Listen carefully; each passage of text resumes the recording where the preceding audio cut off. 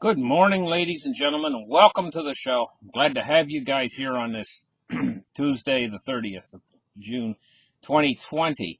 Now, tomorrow is a Canadian holiday, and Saturday, Saturday's, I guess, the 4th, and this is the American version of the exact same holiday. It's Independence Day in the United States, and it's Canada Day up here in Canada. So, I'm probably not going to be producing any shows until the weekend, at the earliest, maybe Sunday. So it's going to be a little bit of a lapse in my shows. Anyway, listen, guys. The governments of the world, including the United States, by imposing this worldwide lockdown, they have actually created a crisis of unparalleled proportions. And what I mean by that is, about 50% of Americans are out of work. I mean, that's about all I should have to say. Because during the Great Depression, like 20% were out of work. I think it was 21% or something like that. It was in the 20s. This is in the 50s. This is unparalleled. And mortgages. The banks are allowing people to not pay on their mortgages. They're not kicking them out of their homes. Not right now. But, every month that they don't pay on their mortgage, it's accumulative. So I don't know what their mortgage might be, maybe $800 a month or something, and then the next month they owe $1,600, and the next month they owe, and 4 months goes by and they owe $3,200. They get in arrears to a certain point where they just can't cover it. Not a hope in hell. It's like the debt, the American debt, builds up, and America just can't cover it. The debt is just building. Anyway, let's open up the charts right here and take a look at some of this stuff. More Americans are missing their mortgage payments. It says it's a genuine red flag that the United States economy is in peril. It's 30% of the, it says here, 31% of respondents failed to make their May house payments. And if they hadn't made their May, how the heck are you going to make June and July and August? It's just going to continue because these jobs are gone. And it's all the fault of the government for this gigantic closing everything. This reaction was enormous in the whole world. Not just in the United States, but the whole world. These are disenfranchised people now at this point in time. They don't have a job. They're not making their mortgage payments, but they're getting by on, they're getting those $600 a week benefits. Some of them are making a little bit more money than they were making back when they had their jobs. But that isn't going to last. It's not going to last. I think that ends in July. And what about their unemployment benefits? They run out after a while too, and they're gone. And those jobs are gone. And I mean, this is a horrendous situation. The biggest source of revenue to make money out there, okay, a money multiplier, what really makes the money out there, is when banks lend money, And in this kind of economy, what's happening? Well, banks are tightening lending standards like they did in 2008.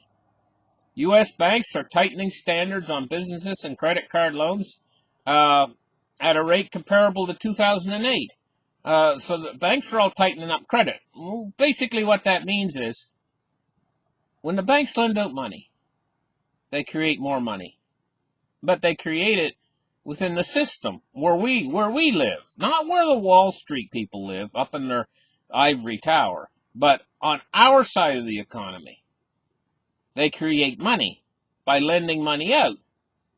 When that dries up, that means that our side of the economy, the middle class side of the economy, dries up too. We get no money. It's just like the taps have been turned off. Okay? So that's what's happening. The banks are tightening credit. They're turning off the taps to all of us. Oh no, no more money on your credit card. In fact, we're shutting down your credit card. Your credit card isn't going to work anymore. Oh no, you can't pay your mortgage. Well, we're not going to lend you any money. We're lowering your credit rating and all this kind of stuff. That means that we're being dried up. Money to us is being dried up. Meanwhile, on the other side of the coin, it's like there's a barrier between the ivory tower people, the Wall Street guys, the part of the economy where these guys are in these fat cats, like Jamie Dimon and stuff, and these big bankers and stuff. They're getting money drenched. They're getting drenched with money on that side because that's where the Fed's putting the money to try to stimulate everything. And what are they doing? They're all hoarding it away. They're all scurrying away with their money and shoving it into every nook and cranny that they can find because there's so much of it. So one side of the economy, the rich are getting extremely rich. Meanwhile, a tightening is going on to the poor. Now, how long do you think the poor is going to sit around and take this baloney, this malarkey, before all of a sudden things start to make a turn for the worse for the poor? In other words, this tightening of lending standards and everything, and they can't make their mortgage payment, their job's gone, and now they're going to be kicked out in the street. How long do you think it's going to take before these seething masses are going to come together and say, hey, you know what? We've just been royally, the word. We've just been royally, and they all get together and they all talk amongst each other and they all get angry at the system. How long do you think that's going to take? Because I'm going to tell you, fear comes first and next comes anger. Okay? And they're going to get angry. And, when they get angry, who are they going to look to? That they're going to look right at the Federal Reserve and they're going to say, hey, listen, what's going on here? We're all losing our homes. We're all out in the street now. And you guys are buying the extra home in the Hamptons. Anyway, let's take a look at the gold price today. Gold price has shot up some. $17.81. Up $9.20 on the day so far. It was up a little bit higher, but see it come back down a little bit and then it settling off to a new level around $17.81. That looks like a good, it looks like a good little run up there. Let's take a look at silver. Looks like they're both holding. Silver's holding above $18. It's up 28 cents. $18.12 today.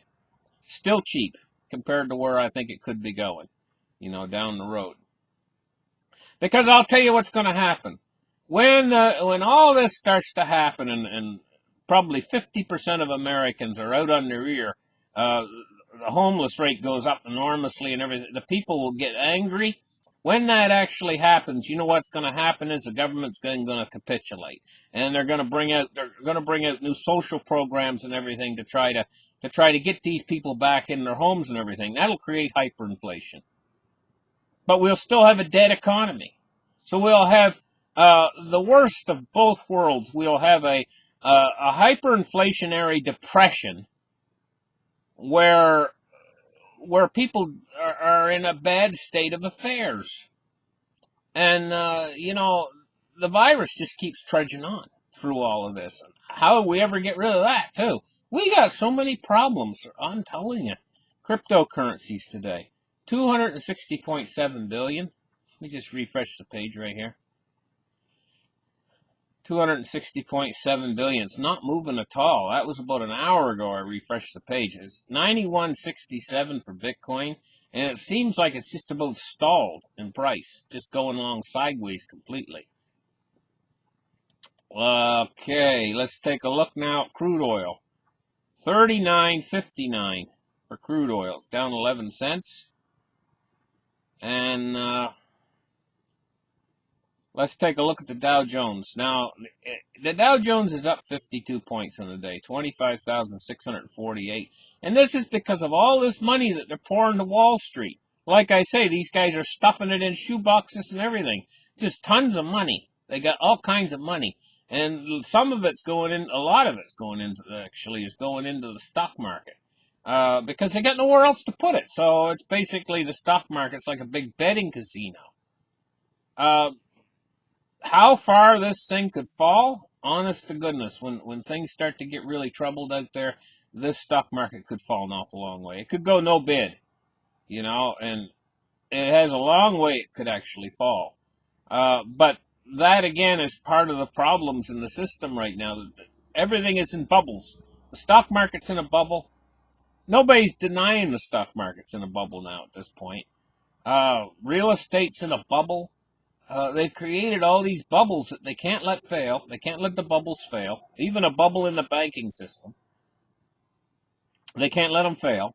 The bubbles, they got it. They look, if it comes right down to it, and the whole system starts to implode and fail, the Fed is going to step in no matter what it takes.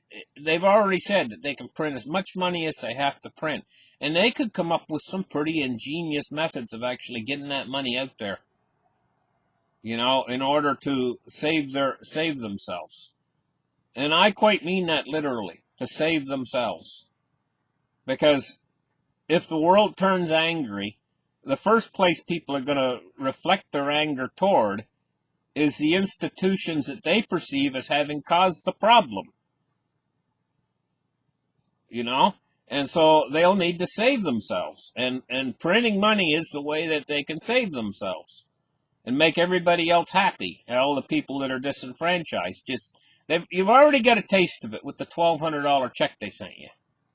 Okay, you got a little taste. That's just a little taste. That was just a little, dip your finger in the top of the chocolate cake and just get a little bit of a taste of the frosting. That's all that was. I think there's a time coming in the not too distant future where they're going to have to give the people the whole cake, not just a little daub off the top. They're going to have to give them the whole cake, or the people are going to, they'll need to save themselves, and that's how they can save themselves. They're just going to have to really do helicopter money, and in earnest. But, when you get those helicopter money checks, when the dam breaks and the helicopter money really starts to go out there, you better spend them. Don't try to put it in the bank. Don't try to save it. Unless you buy something like physical silver or something, then it's maybe okay. But don't put it in the bank, because it's still in dollar form. And don't try to save it in that dollar form, because you're gonna see the dollar tank like you've never seen it before when they finally open up the floodgates and they start to really do helicopter money. Because they're gonna have to do. It's not gonna take just a little bit. It's not going to take 1 trillion. It's going to take multiple trillions of dollars to cover all of their bases. Let's take a look at U.S. Treasuries today. We got this is look at this. An absolutely perfect divide. I've never seen anything like this before. I'm just thinking to myself, manipulation of some sort or another, because it's an absolutely perfect divide. The U.S. 3 years unchanged, and then we've got 5 on either side of that. The 5 on the short side are moving down yields, and the 5 on the top side are moving up yields. So the long end is moving up, and the short end's moving down, and it's perfect rate at the 3 year. It's perfectly unchanged. That's just too perfect to be not manipulated. Let's take a look now at the dollar index. 97.37 today in the dollar index. And we're seeing the dollar index starting to drop a little bit. But it's all garbage being compared against garbage, Sure, the dollar index is staying high, but it's being compared against other garbage fiat currencies. Catch you guys in the next show. Actually, you know what? It's probably not going to be until Sunday before I do another show because of the holidays. But you guys have a great holiday. Try to have a fun on the 4th of July, and everything. And up here in Canada, we'll have fun on July 1st. And we'll catch you guys later. Bye-bye. And don't forget, thumbs up, guys. Bye-bye.